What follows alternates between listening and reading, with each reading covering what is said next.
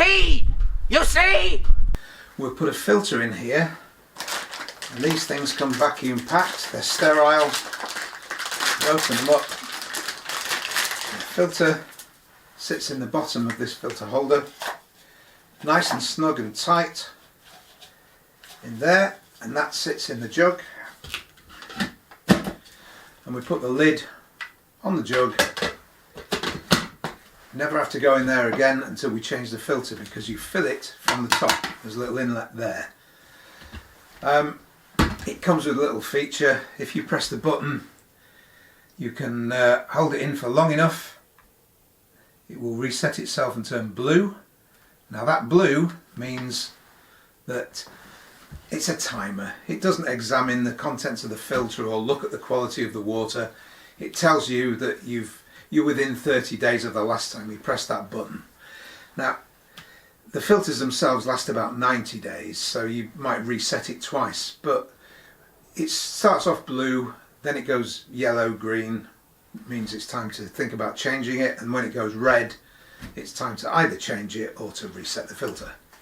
So, filtering the water once is great. It comes out the tap drinkable anyway. Filter it once, it's even better. Filter it twice, you've got some improvement. Filter it 3 times, so it goes on. I'm going to filter this water 10 times, and I'm going to do that for a reason. I've tried this before.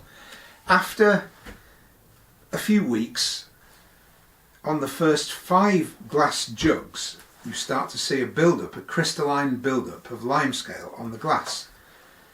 Filters 1 to 5 will do that, but after that, filters 6 to 10 will not. So we know that these filters work, they just work a little bit more slowly than we might like them to. So 10 filters. Once we've filtered it 10 times, you pour it from one to the next to the next.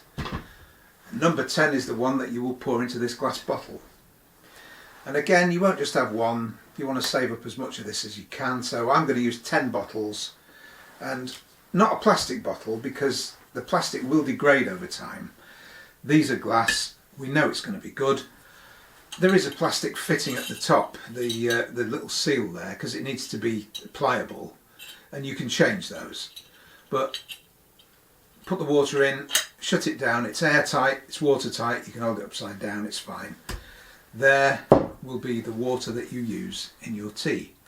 But before we do any of that, all this equipment, all 10 filters, all 10 bottles, anything that we're going to use needs to be clean.